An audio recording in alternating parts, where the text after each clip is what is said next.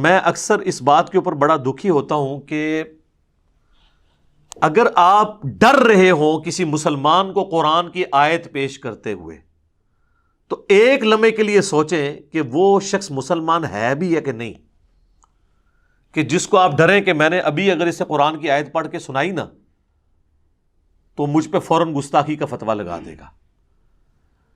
اگر کافر ہو تو پھر تو سمجھ آتی ہے، مسلمان کو اگر دوسرا مسلمان قرآن کی آیت پیش کرتے ہوئے ڈرے تو سر پھر ڈر جانا چاہیے کہ معاملہ بہت زیادہ بگڑ چکا ہے۔ میں آپ کو نمونے کے طور پہ ایک آیت پیش کر دیتا ہوں، اور آپ سے میں یہ ریکویسٹ کروں گا کہ یہ آیت کبھی بھرے مجمع میں، کبھی دوستوں کے اندر، کبھی اپنے خاندان کے لوگوں میں بیٹھ کے آپ اس آیت کو بیان کریں اور اس کا ترجمہ جس مکتب فکر کے وہ ہے نا اسی کا ہی ترجمہ پڑھ کے آپ بتا دیں، اور پھر دیکھیں آپ کے ساتھ ہوتی کیا ہے۔ حالانکہ قرآن کی آیت ہے، ترجمہ بھی ان کے اپنے علماء نے کیا ہوا ہے، خواہ احمد بریلوی صاحب کا ترجمہ اٹھا لیں، اشرفی تھانوی صاحب کا اٹھا لیں، جونا گڑھی صاحب کا اٹھا لیں، فتح محمد جلندری کا اٹھا لیں، سید فرمان علی شاہ کا اٹھا لیں، میں نے سارے فرقوں کے علماء کے نام لے دیے۔ یہ سنیں جی آیت، سورۃ الاعراف، آیت نمبر 188۔ اعوذ باللہ من الشیطان الرجیم، بسم اللہ الرحمن الرحیم۔ قل لا املک لنفسی نفعا ولا ضرا، اے نبی تم فرما دو کہ میں تو اپنی جان کے لیے بھی نہ کسی نفع کا مالک ہوں نہ کسی نقصان کا، الا ما شاء اللہ، ہاں مگر جو اللہ چاہے۔ تو اگر نبی علیہ السلام کو اپنی ذات کے حوالے سے اختیار نہیں ہے تو کسی دوسرے کو نفع دینا تو یہ بہت بڑی بات ہو جائے گی نا۔ اور ابھی یہ بات کنکلوڈ نہیں ہوئی، یہ آیت اس میں آگے چل رہی ہے۔ وَلَوْ كُنْتُ أَعْلَمُ الْغَيْبِ، اور اگر میں خود غیب جان لیتا ہوتا، جس طرح کہ ہمارے بریلویوں کا یہ عقیدہ ہے، جب ہم انہیں یہ بات کرتے ہیں تو وہ آگے سے لڑتے ہیں، نہیں نہیں ہم تو کہتے ہیں اللہ بتاتا ہے، نہیں نہیں یہ مسئلہ نہیں ہے۔ آپ یہ کہتے ہیں کہ اللہ تعالیٰ نے یک مشت سارا علم دے دیا ہوا ہے، اب نبی علیہ السلام کو اللہ کو کنسلٹ کرنے کی ضرورت نہیں، وہ خود ہی حاصل کر لیتے ہیں۔ یہ نہیں ہم کہہ رہے ہوتے کہ آپ یہ کہہ رہے ہیں کہ وہ اللہ کی مدد کے بغیر حاصل کیا، نہیں، آپ کہتے ہیں سب کچھ مل گیا۔ یقین نہ ہے تو آپ اعلیٰ حضرت کا ترجمہ پڑھ لیں، الرحمن علم القرآن خلق الانسان علمہ البیان، اس کا ترجمہ انہوں نے کیا ہے کہ اللہ تعالیٰ نے انسانیت کی جان محمد صلی اللہ علیہ وآلہ وسلم کو پیدا کیا اور ما کان و ما یکون کا علم انہیں سکھا دیا۔ ما کان و ما یکون یعنی جو کچھ تھا اور جو کچھ ہوگا سب کا علم دے دیا۔ تو اب فرق صرف رہ گیا ذاتی عطائی کا۔ ویسے تو اعلیٰ حضرت کہتے ہیں الدولۃ المکیہ کے اندر، جو انہوں نے علم الغیب کے اوپر کتاب لکھی ہے، وہ کہتے ہیں جی انبیاء اور اللہ کے علم کا تو ایسا ہی فرق ہے جیسے ایک سمندر ہو اور دوسری طرف ایک قطرہ، کوئی اگر پرندہ اپنی چونچ میں لیتا ہے تو اتنا ڈفرنس ہے، لیکن جب ڈفرنس پوچھے کہ جو اتنا بڑا ڈفرنس ہے کہیں پھر جھلکنا تو چاہیے نا۔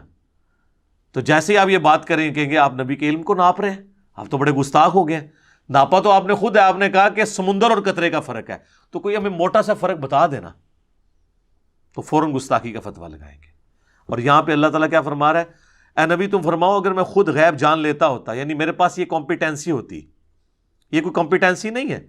جس طرح عورت کو یہ اختیار نہیں ہے کہ وہ اپنا دودھ اتار سکے جب تک وہ دوائی استعمال نہ کرے یا نیچرل اس کی پریگنینسی نہ ہو جائے، اپنے اختیار میں نہیں ہے اس کی، اسی طریقے سے کسی پیغمبر کے اختیار میں نہیں یہ چیز ہوتی کہ اسے کوئی غیبی خبر پتہ چل جائے جب تک اللہ تعالیٰ اس پہ ظاہر نہ کرتے۔ یہ کوئی کمپیٹنسی نہیں ہے جو آپ سیکھ لیں گے اور پھر آپ جب چاہیں فارمولہ لگائیں اور آگے رزلٹ نکلے، نہیں۔ اگر تم فرماؤ میں غیب جان لیتا ہوتا، لستکثرت من الخیر، تو میں تو بہت خیر کثیر جمع کر لیتا۔ وما مسنی السوء، اور مجھے کبھی کوئی تکلیف بھی نہ پہنچتی، یعنی اگر مجھے مستقبل کا خود پتا ہوتا تو مجھے تکلیف ہی نہ پہنچتی۔ بالکل نیچرل چیز ہے، اگر ایک شخص کو یہ پتا چل جائے کہ میں یہاں سے نکلوں گا اور فلاں روڈ اتنے بج کے اتنے منٹ پہ کراس کروں گا تو ایک ٹریلا مجھے نیچے دے دے گا، تو وہ تو نکلے گا نہیں، اپنا راستہ بدل لے گا۔ واقعی جس کو غیب کا علم ہو جائے تو اس سے تو کبھی بھی کوئی تکلیف نہیں پہنچ سکتی۔ اور یہ نبی علیہ السلام کے حوالے سے بات ہو رہی ہے، بابے کدھر، بابے کدھر، ہائے ہائے ہائے۔ اے نبی تم فرماؤ اگر غیب میں خود جان لیتا تو میں بہت سا خیر کثیر جمع کر لیتا، مجھے کبھی کوئی برائی نہ پہنچتی، مجھے کوئی تکلیف نہ آتی کبھی، ان انا الا نذیر و بشیر، میں تو نہیں ہوں مگر ڈر سنانے والا آخرت کا اور خوشخبری دینے والا جنت کی، لقوم یؤمنون، ان لوگوں کے لیے جو بات ماننا چاہیں۔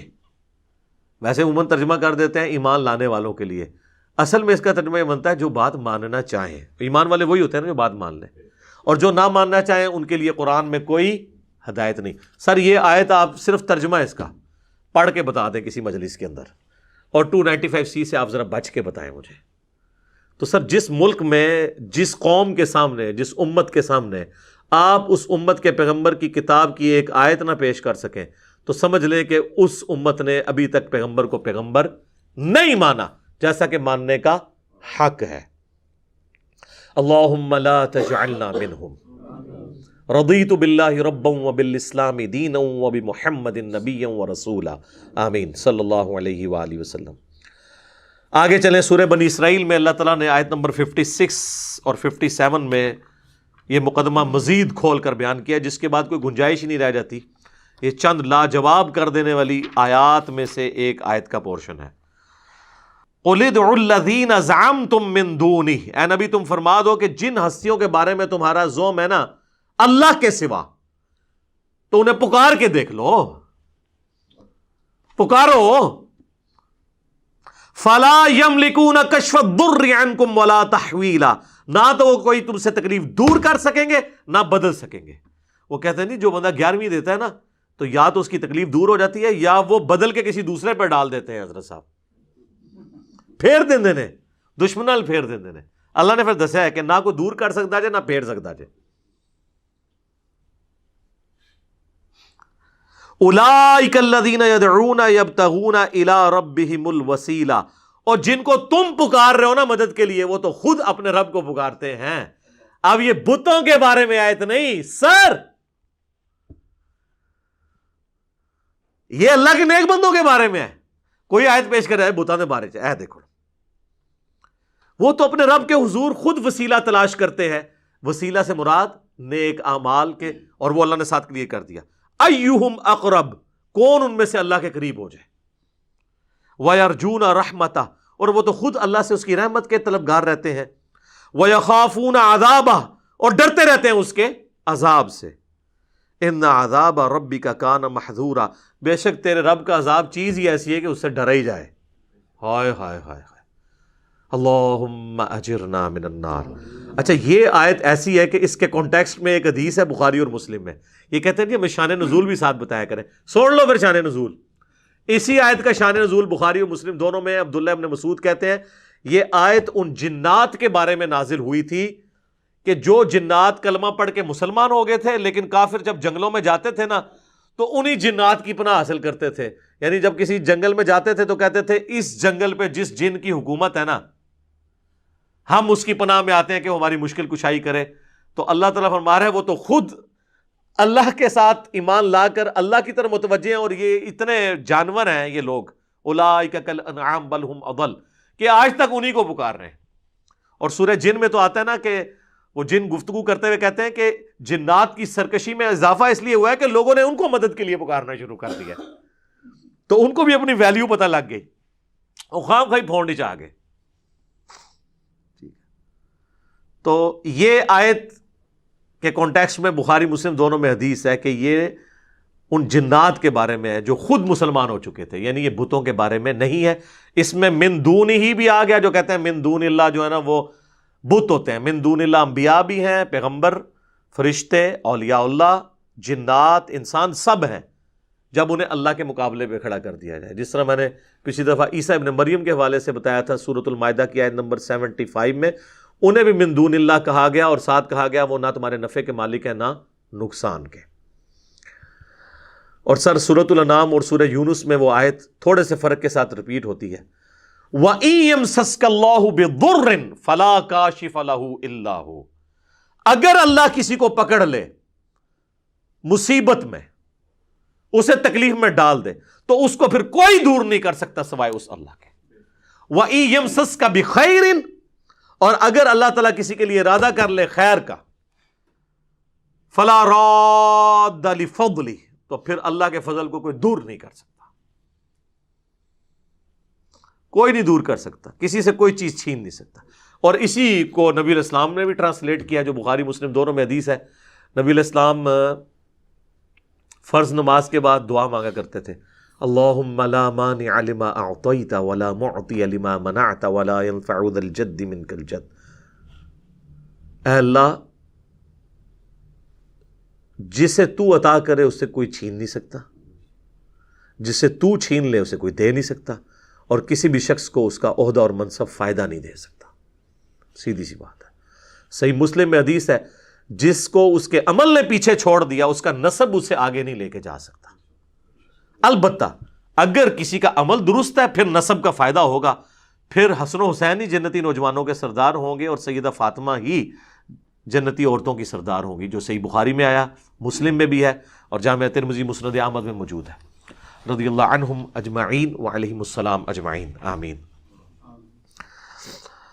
اب میرے بھائیو، اللہ تعالیٰ کی کرم نوازی ہے کہ اس نے انسانیت کو بغیر پروٹوکول کے ڈائریکٹ اپنے سے مانگنے کی اجازت صرف نہیں دی ہے، بلکہ حکم دیا ہے. آپ کو پتا ہے کہ آلموسٹ 17ویں صدی عیسوی کے اندر برٹش امپائر کے اندر ایک قانون پاس ہوا تھا، اسے کہا جاتا ہے میگنا کارٹا. آپ جا کے گوگل پہ لکھیں میگنا کارٹا، یہ ان کے آئین کا ایک حصہ ہے. میگنا کارٹا کے تحت ہر شخص کو رعایا میں سے یہ حق مل گیا کہ وہ اپنے حکمران سے جا کے اپنا ایشو ڈسکس کر سکتا ہے. اس کو انہوں نے میگنا کارٹا کا نام دیا. تو ڈاکٹر سار صاحب رحمہ اللہ فرمایا کرتے تھے کہ انسانیت کا میگنا کارٹا قرآن میں آیا ہے. یہ تو صرف ان کی رعایا ہے نا، ساری انسانیت، جنوں، ان سب کے لیے میگنا کارٹا قرآن میں آیا. سورۃ البقرہ آیت نمبر 186، وَإِذَا سَأَلَكَ عِبَادِي عَنِّي فَإِنِّي قَرِيبٌ. اے نبی، جب بھی میرے بندے آپ سے میرے بارے میں پوچھے نا تو آپ فرماؤ میں تمہارے بہت قریب ہوں. اجیب الدعوۃ الداعی اذا دعان، میں ہر پکارنے والے کی پکار کو سنتا ہوں جب وہ مجھے دعا کے لیے پکارے. لیکن شرط کیا ہے؟ فَلْيَسْتَجِيبُوا لِي وَلْيُؤْمِنُوا بِي لَعَلَّهُمْ يَرْشُدُونَ. لیکن لوگوں کو بھی چاہیے کہ میرا کہنا مانے، میری بات مانے، اور مجھ پہ ایمان لائے جیسا کہ ایمان لانے کا حق ہے، تاکہ وہ رشد و ہدایت پا سکے. یہ ون وے ٹریفک نہیں ہوگی سر، آپ کو بھی کچھ کرنا ہوگا، پھر رسپانس آئے گا.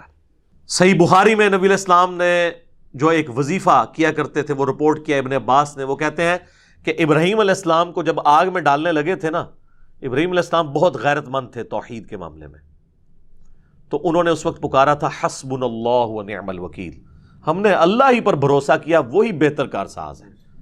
اور ابن عباس کہتے ہیں تمہارے جد امجد ابراہیم بھی یہی کہا کرتے تھے، اور تمہارے نبی پہ بھی جب مشکل وقت آتا تھا وہ بھی یہی کہتے تھے حسبنا اللہ ونعم الوکیل. سر پورے قرآن میں انبیاء کی دعائیں ہیں کہ اس میں باب بزرگ کچھ بھی نہیں ہے، اور نہ کہیں تعلیم کیا گیا ہمیں کہ بابوں کو ڈال کے، انبیاء کی تعلیمات تو ہمیں سمجھانے کے لیے تھی، ایسا بھی نہیں. جامعہ ترمذی میں ایک حدیث ہے، اس کی صحیح سند المستدرک للحاکم میں ہے اور سنن نسائی الکبریٰ میں، کہ نبی صلی اللہ علیہ وآلہ وسلم ہر مصیبت اور پریشانی میں کہا کرتے تھے یا حی یا قیوم برحمتک استغیث. اے خود سے زندہ ہر چیز کو تھامنے والے، میں تیری رحمت کے ساتھ تیری مدد کا سوال کرتا ہوں. اگر نون سے پڑھیں گے تو پھر جمع کا صیغہ ہو جائے گا، ہم سوال کرتے ہیں. نستغیث بھی درست ہے، استغیث بھی درست ہے، الحمدللہ. اور اس کو سپورٹیو وہ حدیث جو میں نے پچھلی دفعہ بیان کی تھی بخاری اور مسلم دونوں میں، کہ 70 صحابہ کو جب دھوکے سے شہید کرنے لگے تو انہوں نے کیا کہا؟ اے اللہ ہمارے نبی کو ہمارے حال کی خبر کر دینا. ہم اپنے رب سے مل رہے اس حال میں کہ ہم اپنے رب سے راضی، ہمارا رب ہم سے راضی، ہم حضور کے دین پر ثابت قدم ہیں. اے اللہ ہمارے نبی تک ہماری یہ خبر پہنچا دینا. اور بخاری کے الفاظ ہیں حضرت جبرائیل نے آ کے خبر دی. انہوں نے یہ بھی نہیں کہا کہ اے جبرائیل آپ خبر پہنچا دیں، یا رسول اللہ انظر حالنا، انہوں نے نہیں کہا. انہوں نے کہا اے اللہ آپ خبر کر دیں. تو اس سے 3 عقیدے میں نے کہا تھا کلیئر ہوئے: علم الغیب، حاضر و ناظر، اور مسئلہ استعانت یعنی غیر اللہ کو پکارنا. تینوں مسئلے جو انہوں نے بنائے ہوئے ہیں غلط طریقے سے، وہ فارغ ہو گئے اس ایک حدیث سے. تو صحابہ تو یہ کرتے تھے، ان کو نہیں پتا تھا یہ قرآن میں آیت ہے وما نقموا الا ان اغناہم اللہ ورسولہ من فضلہ، وہ یہ مطلب نہیں رہتے تھے. اللہ تعالیٰ سے دعا ہے جو حق بات میں نے کہی اللہ تعالیٰ ہمارے دلوں میں راسخ فرمائے، اگر جذبات میں میرے منہ سے کوئی غلط بات نکل گئی تو اللہ تعالیٰ ہمارے دلوں ہی سے معاف کر دے، ہمیں شرک کی لعنت سے بچائے، توحید کے اوپر قائم رکھے اور اس کا سپاہی بننے کی توفیق عطا فرمائے۔ امام الموحدین صلی اللہ علیہ وآلہ وسلم کی قیامت والے دن ہمیں شفاعت نصیب فرمائے۔ سبحانک اللہم وبحمدک، اشہد ان لا الہ الا انت، استغفرک واتوب الیک، وما علینا الا البلاغ المبین۔ جزاکم اللہ خیرا۔